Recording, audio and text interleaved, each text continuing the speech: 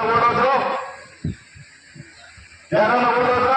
ಈ ದೇಶ ಬಿಟ್ಟು ಮುಸ್ಲಿಮ್ಸ್ ಯಾರನ್ನ ಓಡಿಸಿದ್ರ? ಯಾರು ಓಡಲಿಲ್ಲ. ಏನಪ್ಪ ಸಿಎ? ಇವತ್ತು ನಮ್ಮ ದೇಶದಲ್ಲಿ ಯಾರೇ ಇದ್ರು 11 ವರ್ಷ ಇಲ್ಲೇ ವಾಸವಾಗಿದ್ರೆ ಅವ್ರ ರೇಷನ್ ಕಾರ್ಡು, ವೋಟರ್ ಕಾರ್ಡು ಎಲ್ಲ ಮಾಡಿಸ್ಕೊಳ್ತೀವಿ.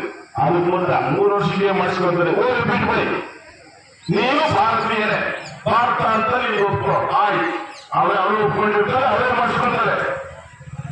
ಚೀನಾ ಗಡಿ, ಬಾಂಗ್ಲಾದೇಶದ ಗಡಿ, ಪಾಕಿಸ್ತಾನದ ಗಡಿ ಇರೋರು ನಾಳೆ ಎಲೆಕ್ಷನ್ ಅಲ್ಲಿ ಇಲ್ಲಿ ಬಂದು ಓಟ್ ಹಾಕ್ಬಿಟ್ಟು ಅಲ್ಲೋಗಿ ಇಲ್ಲಿ ಧೋರಣೆಗಳು ಮಾಡಿಕೊಂಡು ಕೈತಾಳಗಳು ಮಾಡಿ ತಿರ್ಗಾ ಬಾಂಗ್ಲಾದೇಶಕ್ಕೆ ಕೊಡೋತಾರೆ.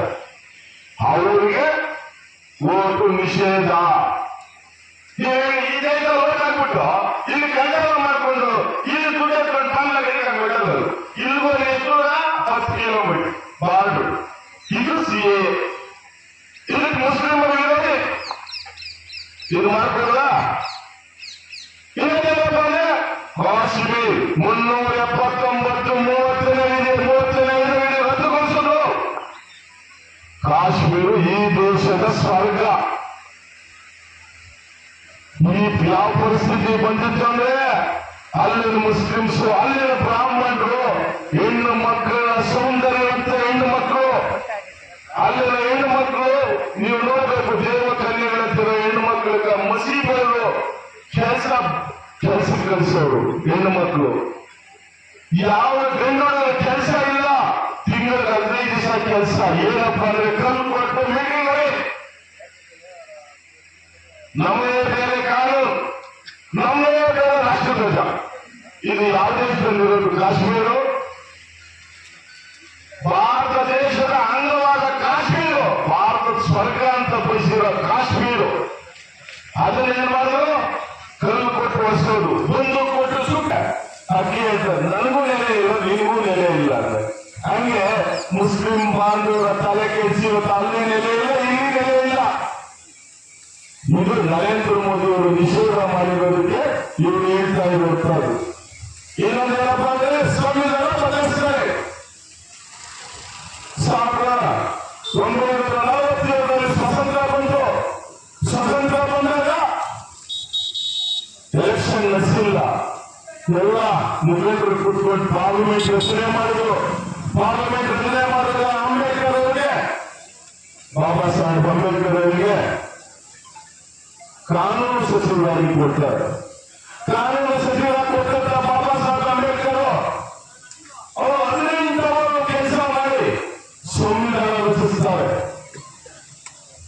ಈ ದೇಶ, ಈ ತಾಯಿಯ ಗೌರವ ಕೊಡುವಂತ ಬಾಬಾ ಸಾಹೇಬ್ ಅಂಬೇಡ್ಕರ್ ಅವರು ಸಂವಿಧಾನ ರಚಿಸ್ತಾರೆ. ಸಂವಿಧಾನ 1951ರಲ್ಲಿ ಸಂವಿಧಾನ ಕೊಡ್ತಾರೆ.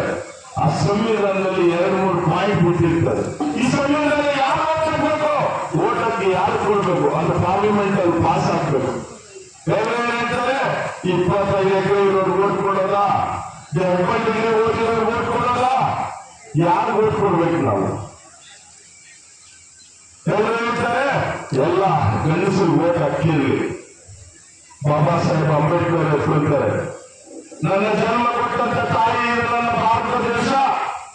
ಈ ಭಾರತ ದೇಶದಲ್ಲಿ ಮಹಿಳೆಯರು ಓಟ್ ಇಲ್ಲ ಅಂದ್ರೆ ನಾನು ನನ್ನ ರಾಜೀನಾಮೆ ಕೊಡ್ತಾ ಇದ್ದೀನಿ, ನೀನು ಕೊಟ್ಟು ಹೋಗು ಅಂತಾರೆ. ಅದಕ್ಕೆ ಅವ್ರು ಹೇಳ್ತಾರೆ, ನೆಕ್ಸ್ಟ್ ಚುನಾವಣೆಯಲ್ಲಿ ಗೆದ್ದು ಬಂದು ಓಟ್ ತರ್ತೀನಿ ಹೆಣ್ಣು ಮಕ್ಕಳಿಗೆ ಅಂತ ಹೇಳ್ಬಿಟ್ಟು ಓಟ್ ಹಾಕಿಲ್ಲ. ಬಾಬಾ ಸಾಹೇಬ್ ಅಂಬೇಡ್ಕರ್ ಇಡೀ ದೇಶದಲ್ಲಿ ಕಳೆ ಕೊಡ್ತಾರೆ. ಕಳೆ ಕೊಟ್ಟಾಗ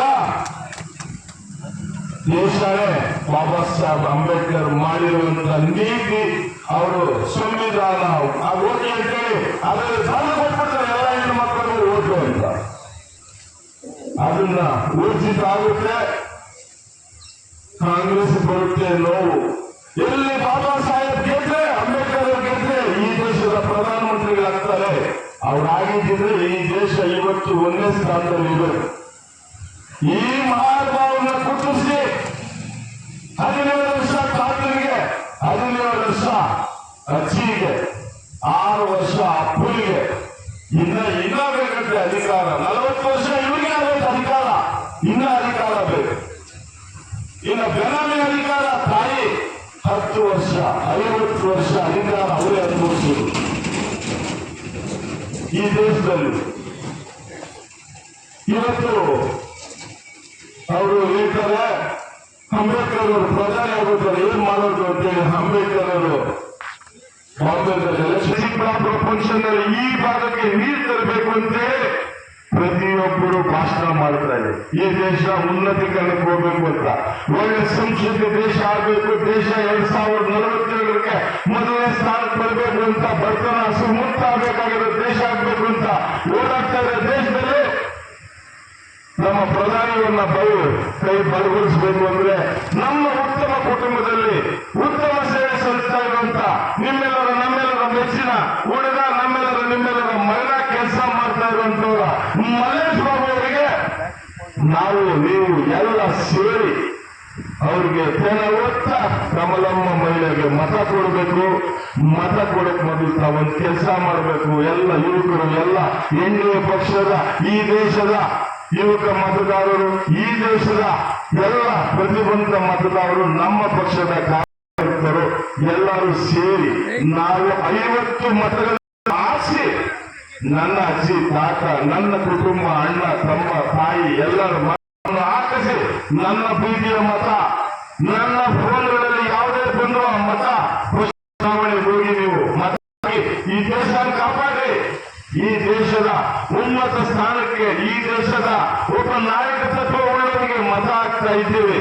ಅವರು ಈ ದೇಶ ಕಾಪಾಡಲಿ ಅಂತೇಳಿ ನೀವು 50 ಮತಗಳನ್ನ ಹಾಕ್ಸ್ಬೇಕು.